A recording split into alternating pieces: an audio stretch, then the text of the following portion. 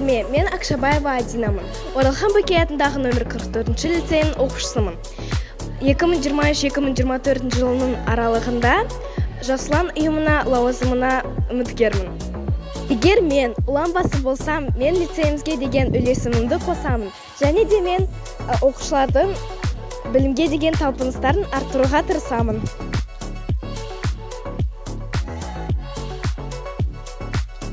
Жоспарымда лицейіміздегі әртүрлі спорттық шаралар мен іс-шаралар, апталықтар және жиындарға қатысып, оларды өткізу. Және де тіліміз біздің байлығымыз дегендей, басқа да тілдерді үйретуге атсалысамын. Соған байланысты іс-шаралар өткіземін және де мектепте кіріс жәшігін орнатамын. Кіріс жәшігіне өз ұсыныстарыңызды жасаңыз болады.